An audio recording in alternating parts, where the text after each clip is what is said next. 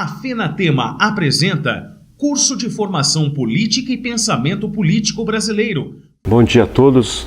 Dando prosseguimento à aula do nosso curso, já naquela fase final, a gente vai retomar um tema do qual nós abordamos lá no início das nossas aulas, sobre a questão do Estado, porque eu acredito que vale a pena enfatizar a importância de se entender a natureza e o funcionamento do Estado, especialmente do Estado moderno contemporâneo, Então, para isso, a gente vai buscar algumas informações fundamentais para entender o funcionamento e o nascimento do Estado na sua construção, na sua concepção epistemológica, Para isso, a gente vai se pautar nos fundamentos da ordem jurídica, política e também de natureza constitucional, Bom, para a gente iniciar, a gente tem que definir a ideia de que o Estado é, antes de mais nada, uma ordem jurídica soberana, E por ela ser soberana, ela tem por fim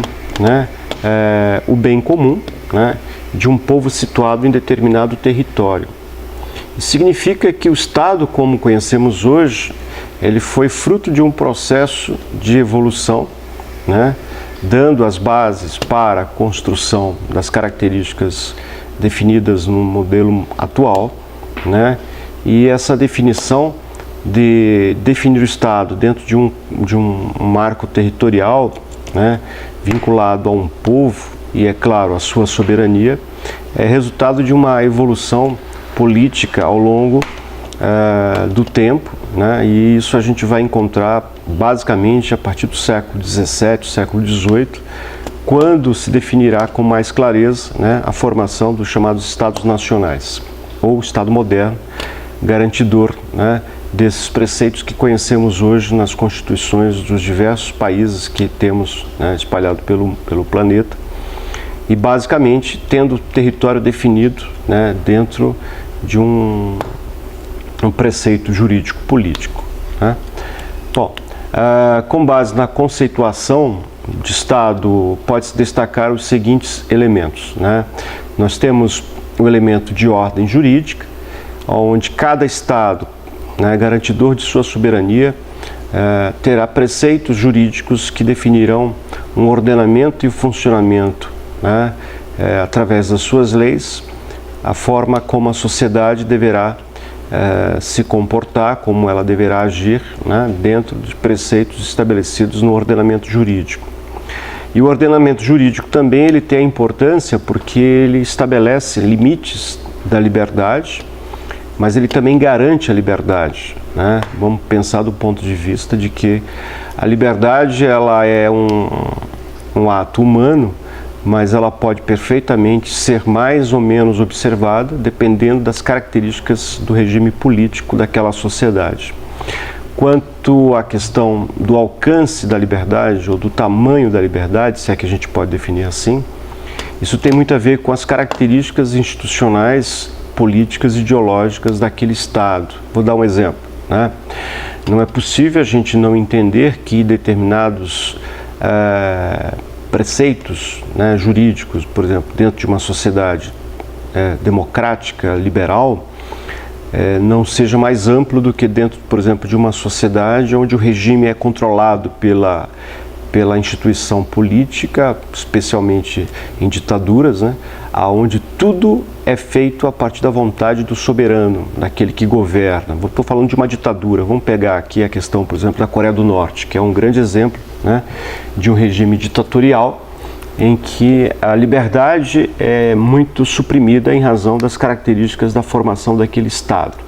Mas, de todo modo, tem um ordenamento jurídico, é definido a partir de um conceito territorial, há soberania dentro daquele marco territorial, e as leis são estabelecidas a partir das características de governo daquele país.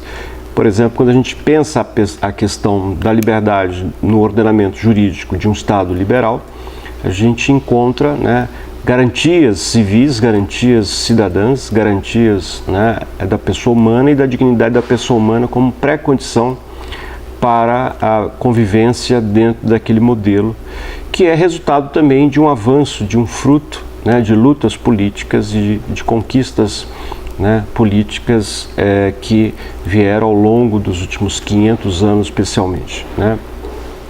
A ordem soberana, na conceituação do Estado moderno, né, é definida exatamente pela ideia de que todo Estado tem o direito de garantir, a partir da sua soberania, um conjunto de normas legais, né, para estabelecer a relação de convivência entre os seus cidadãos dentro daquela sociedade. Porém, a gente sabe que desde 1945, especialmente com a criação da ONU e dos organismos internacionais que têm como propósito ali garantir, né, o que eles chamam de condições dignas da vida humana, né, os países que passaram a ser membros desses organismos, né, do ponto de vista de aderirem, né, às bases mínimas daquilo que a gente chama de convenção e etc. e tal, né, isso foi sendo fortalecido, né, para que todos os países membros, né, pudessem seguir aquele ordenamento jurídico.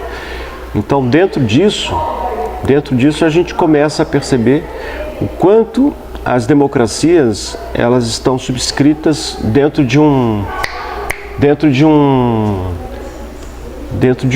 uma questão de ordem jurídico-político, né?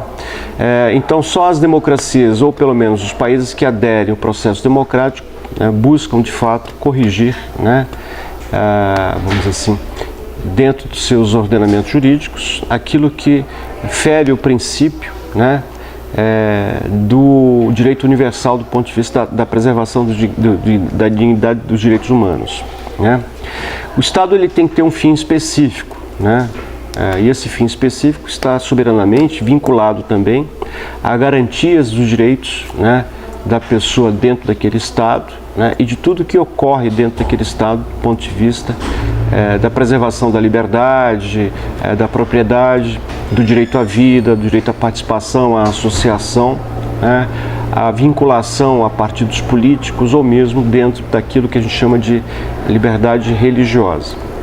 O território é definido claramente dentro de uma regulação, ou de um marco, vamos dizer assim, histórico, né, por definição dos chamados Estados nacionais. Todo território, todo país, ele é definido territorialmente. E isso foi uma conquista do avanço do Estado moderno. Para entender o Estado, faz-se necessário, na verdade, analisar o que a gente chama de elementos, né, de origem e da sua própria estrutura, né? E dentro desses elementos que compõem a estrutura do Estado moderno, nós temos a sociedade, né? Qual a justificativa para a vida social? Necessidade ou vontade humana, né? Como se caracteriza a vida em sociedade. A sociedade, ela busca, né, ser, do ponto de vista da relação, né, com o Estado, o vínculo maior, né? E a sociedade ela tem por finalidade o maior valor social. Por quê? Porque vivemos exatamente em comunhão dentro de um território, dentro vamos dizer assim, de um contexto político, histórico, social, que faz o valor social a finalidade maior da própria sociedade e que também é manifesta, né, num conjunto, né, de ordenamentos jurídicos também que serão necessários para garantir a sua finalidade maior, né? É preciso que o ordenamento jurídico crie as condições para a convivência ou a boa convivência, né, dos seus cidadãos dentro dessa sociedade. E o poder eles tem que estar vinculado exatamente a esse poder social, né, que também é a base, vamos dizer assim, para a sua formação, a sua, vamos dizer assim, estruturação de garantias, né, de convivência dentro de uma sociedade. A finalidade social, né, ela pode ser determinista ou finalista. Do ponto de vista determinista, ela tem como pressuposto, né, negar a possibilidade da escolha, uma vez que o homem está submetido a uma série de leis naturais sujeitos ao princípio da causalidade, né? Nesse sentido, então, a finalidade social ela tem esse caráter determinista. E, é claro, a liberdade humana, ela gera ambiguidade, né? Porque ao mesmo tempo que ela é uma condição natural, considerando que o homem nasce livre, né? E é claro que depois da criação do Estado e das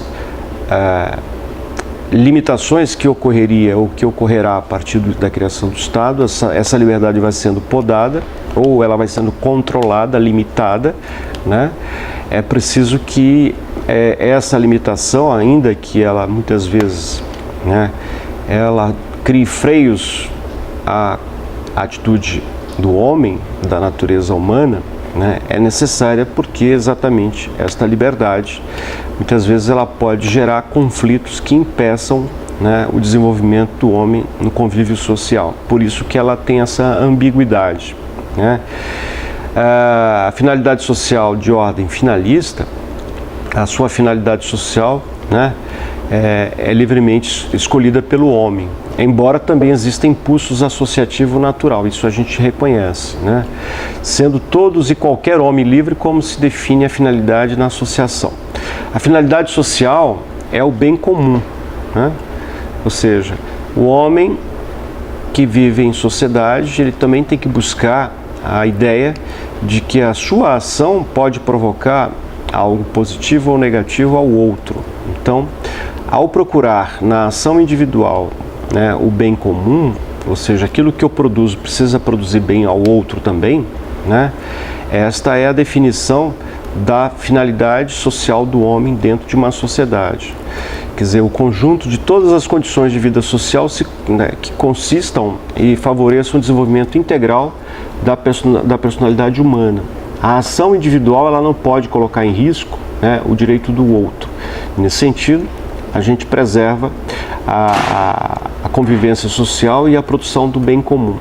O homem tem, portanto, um papel importante, não apenas o Estado, mas o homem, na formação e na garantia da produção do bem comum, né? A ordem social e a ordem jurídica. Quer dizer, o simples agrupamento de pessoas não basta para o alcance de um fim comum, sendo indispensável a manifestação, né, organizada, preservando a liberdade individual, né?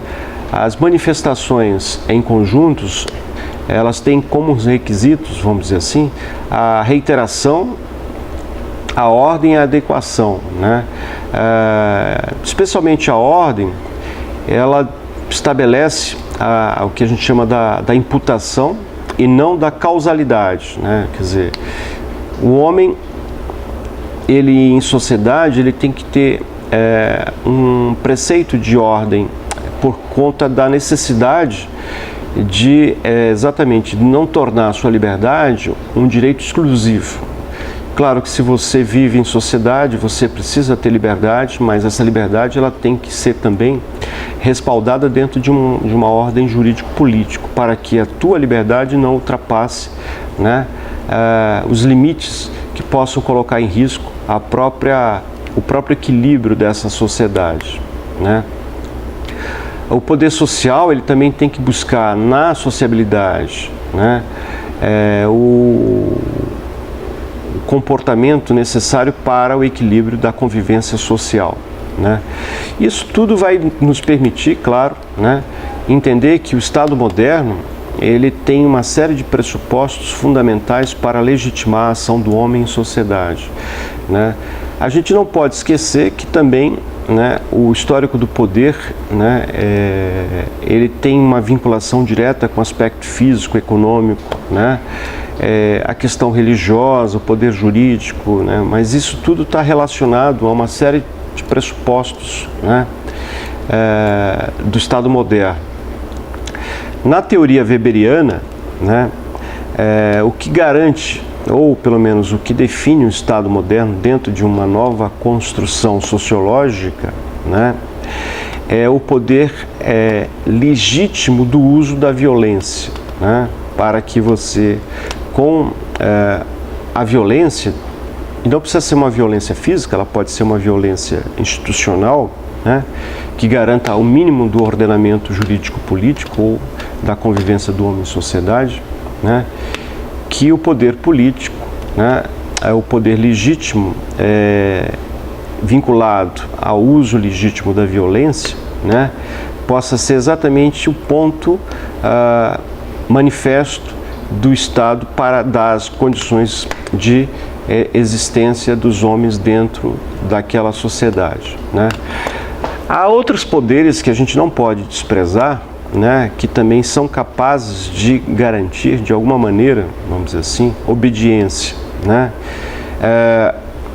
Weber, mantendo ainda Weber nessa linha de pensamento, né, ele trabalha inclusive com 3 formas distintas, né, de poder legítimo, que ele chama de poder tradicional, né, onde se observa especialmente nos estados monárquicos, né, exatamente por reconhecer no monarca, né, a legitimidade do seu poder, né, e isso baseado, é claro, numa tradição, mesmo que seja de uma tradição consanguínea, de acreditar que aquele que faz parte daquela família tem o direito de dar continuidade ao poder e, portanto, legitimando a ação daquele soberano, né, como um chefe de Estado, né, isso também foi algo importante. Curioso que esse modelo tradicional de poder legítimo, ele, quando foi trazido para o Brasil, ele vai vamos dizer assim, se respaldar dentro de uma nova, vamos dizer assim, configuração, né? São chamados poderes locais, especialmente na época do coronelismo, quando estão formando ali no Brasil do século XIX, início do século XX, né? Chamados poderes regionais, baseado, né, na tradição também. E esse modelo tradicional no Brasil, ele foi muito estudado por sociólogos que observaram, por exemplo, que o poder do proprietário da terra, né, ele era quase um poder de Estado, e a obediência daqueles submetidos a este poder era muito semelhante à obediência submetida de um cidadão a um poder do Estado normal, de um Estado tradicional, né, de um Estado racional. O que leva a crer, claro, que o sistema político brasileiro também, ele foi construído dentro de uma característica muito particular, né? Analisando, é claro, a teoria weberiana do que ele chamava de poder tradicional. O poder carismático também se observou em várias partes do mundo, e no Brasil não foi diferente, né?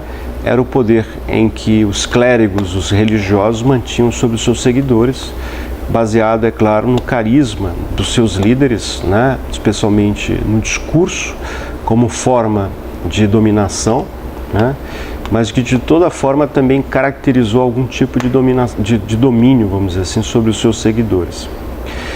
E o poder legítimo, né, do ponto de vista racional, né, o que o Max Weber chamava de racional legal, né, é aquele que caracteriza o ordenamento jurídico-político do Estado moderno, esse que nós vivemos hoje, que o poder é dado a partir, efetivamente, né, do reconhecimento do mérito ou de uma escolha livre, né, e universal através do voto, né, dando, é claro, limites também para aquele que governa, considerando que há leis acima deles. Isso em todos os momentos, mesmo considerando, por exemplo, né, um magistrado, um presidente da República, um governador do Estado, um prefeito ou qualquer mandatário, né, que assuma um poder transitório, né, considerando que o sistema racional legal, ele estabelece transitoriedade do poder. O poder, ele não é permanente, né, ainda que exista condições legais para exercer o poder a fim de garantir a governabilidade nessas instâncias, né. E o poder, ele é reconhecido como necessário também, né, em tese, para dar exatamente a legitimidade, que se obtém mediante o consentimento dos que a ele se submetem, né?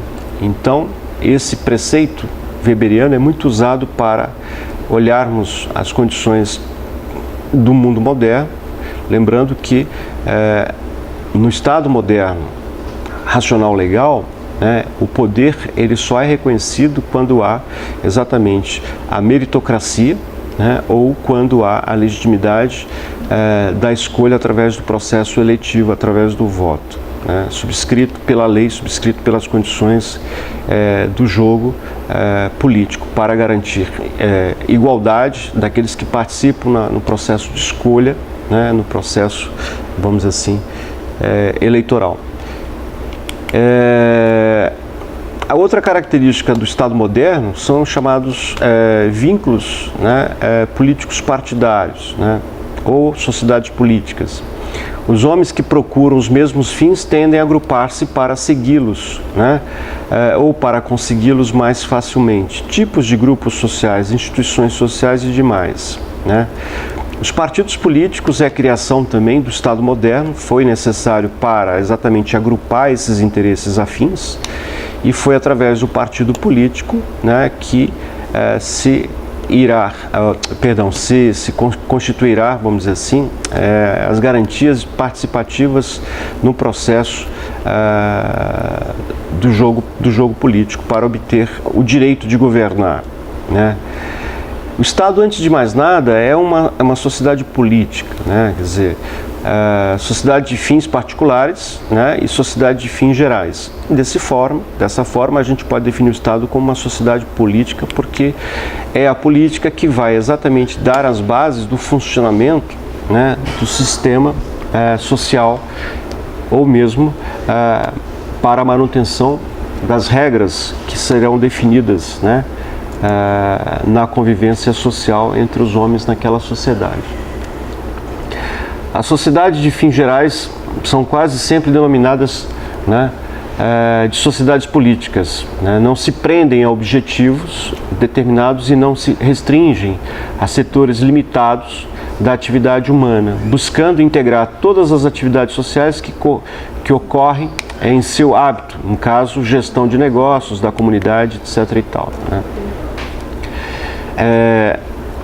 Se a gente olhar para as condições modernas do Estado, né, toda a formação, né, do Estado moderno está muito atrelado, né, às condições garantidoras dos contratos, por exemplo, né? Uma das grandes bases, vamos dizer assim, da formação do Estado contemporâneo é exatamente a vincular esse Estado às garantias de contrato. O que eu quero dizer com isso, na verdade, né? Há pressupostos que são definidos a partir do contrato constitucional, né? A Constituição é um grande contrato, colocando dessa forma, a gente pode defini-la assim, né? Onde ali está, né, definidas as regras do jogo, né, do jogo democrático, as limitações das instâncias superiores e inferiores, onde está colocado ali também, né, vamos dizer assim, as definições e os direitos e os deveres do cidadão, né, e aquilo que pode dar alcance ou não a uma reivindicação no ordenamento jurídico, ou mesmo para definir as lutas em busca de direitos reconhecidamente, né, contratuais que estão estabelecidos na sua Constituição. Desde 1513, né, quando Maquiavel escreveu O Príncipe, que foi a grande obra que marcou o início do Estado moderno, né, pela primeira vez falou em Estado, né, usado pelo italiano em relação à cidade independente e grandes territórios rurais particulares. Ou seja, Estado, enquanto sociedade política, só surgiu, portanto, né, no século XVII. Quer dizer, o Maquiavel ele traz esse conceito, mas ele vai ser amadurecido especialmente a partir das grandes mudanças que ocorreriam ali na Inglaterra, a partir do século XVII. Mas certamente o Maquiavel ele foi o primeiro nesse sentido a definir claramente, né, o Estado dentro desse preceito, né, da sua relação de independência, da sua relação autônoma, né, o que nos levaria especialmente a essa conceituação de soberania, né? Desde que o homem existe na Terra, né, a gente sabe que foi necessário, né, para garantir a própria sobrevivência do homem, né, algumas normas substanciais, algumas normas necessárias para o convívio mínimo em sociedade. né? Se a gente for buscar lá na história da humanidade, a gente vai observar, né, que ainda que não tivéssemos naquele momento, né, esse conjunto de características jurídico-políticas, né, de regras, de normas que constituem o Estado contemporâneo, o Estado moderno, né, havia sim já ali alguns preceitos mínimos para a convivência dos homens em sociedade, né? A própria religião, ela vai se ocupar em formar, né, as bases mínimas de convivência e de respeitos mínimos, vamos dizer assim, respeito mínimos a um certo conjunto de regras para que o homem possa conviver em comunidades, né? Os 10 mandamentos pode ser definido desta forma também, porque ali você está pressupondo, né, que há limites para o homem, portanto há limites para a sua liberdade. Ou seja, obedecendo aqueles pressupostos, os mandamentos, que em tese são leis, né, o homem teria liberdade para agir fora daquilo que não poderia ser quebrado. Então, ao estabelecer regras, se está ali colocando limites na conduta do homem para que ele possa ter mínima condição de convivência exatamente no âmbito coletivo. Para que se possa viver na coletividade é preciso, portanto, ter limitação, né, das liberdades humanas. E assim sendo, né, esse processo ele foi o início de um modelo garantidor que centenas de anos depois, ou seja, com a evolução da própria humanidade, né, e da construção do sistema político, né, o Estado como sociedade política, sabendo que ele é, antes de tudo, né, uma instituição de ordem política, ele foi definindo características, né, cada vez mais aprimoradas para exatamente chegar aos tratados reconhecidos, né, no mundo moderno, né. Bom, o Estado ele vem passando por transformações naturalmente e ele se dá, né, diante das próprias condições, vamos dizer assim, de mudança na ordem econômica, né, nas relações de trabalho, né, nas relações internacional e também, é claro, nas mudanças de natureza ideológica que a humanidade tem passado, especialmente nos últimos 200 anos, né. Se a gente olhar para a América Latina, por exemplo, como um retrato dessa mudança e olharmos para o século XX e vermos o que ocorreu, especialmente a partir dos anos 40, 50, né, com a chegada de grandes líderes que de alguma maneira, né, inclusive são definidos como, por exemplo, líderes populistas, né, mas que de alguma maneira foram importantes para trazer um discurso, né, de choque de ideias, né, que elevou a tensão, né, política na região, fez com que esses estados buscassem, em razão dessas construções ideológicas, dessas ideias, né, algo que se assemelhassem àquelas, vamos dizer assim, construções filosóficas, né? Ou seja, eu estou falando dessas visões de natureza ideológica, né, marxista, leninista, uma visão mais liberal, aproximando-se, né, das ideias norte-americanas, mas enfim, a América Latina, especialmente, né, essa região aqui da América do Sul, foi muito fortemente influenciado por lutas ideológicas a partir dos anos 60, né, e foi ela que definiu, né, a formação dos estados nacionais, na maneira como a gente, vamos dizer assim, a gente foi trazendo, vamos dizer assim, essas posições, né, foi o que deu, né, uma mudança, vamos dizer assim, nos rumos da sua história com a instalação de grandes ditaduras, né. Mas o Estado ele tem essas variações, ou seja, dentro de tempos históricos a gente percebe claramente mudanças importantes no impacto trazidos exatamente pela mudança de sua sociedade também. A gente está passando hoje um momento também nesse sentido por mudanças, né? A gente sabe, por exemplo, que de tempos em tempos, muitas vezes, um governo, ele, como poderia dizer assim, administrado por uma posição mais à direita ou à esquerda, né? Depois de um certo tempo, eu acho que há um cansaço no modelo, naquele modelo de governar, e a sociedade busca por alternância, por mudança. Mas isso também é resultado de um processo democrático. A democracia, ela tem como definição exatamente essa alternância de poder, né? E é essa alternância de poder que leva exatamente, né, essas mudanças de tempos em tempos, né, de uma visão mais à direita, mais à esquerda, né, na forma de governo que são observados, por exemplo, né, nos estados democráticos. A Europa tem passado por isso, a América do Sul também tem passado por isso, né? Mas, enfim, a gente sabe que isso é resultado claramente de um momento político, de um momento econômico, né? E exatamente são esses momentos que levam a mudanças, né, para um rumo distinto daquele anterior vivido, por exemplo, né, em algumas regiões. Do ponto de vista da soberania, né, o conceito de soberania é uma das bases do Estado moderno, né? Na antiguidade, nenhum conceito se assemelhava à soberania. Havia a superioridade da cidade-estado e a diferenciar da família, por exemplo, né? Ou seja, vamos pegar os gregos na época antiga, né? Se definir a palavra soberania naquela época, como conhecemos hoje, isso não havia, né? Mesmo depois, conceituando aí, né, o período feudal, também não tinha como você definir o conceito de soberania. A soberania, de fato, ela vai existir a partir da formação dos Estados modernos, especialmente a partir do século XVII, né? Então, a gente sabe, por exemplo, que hoje, quando há uma discussão sobre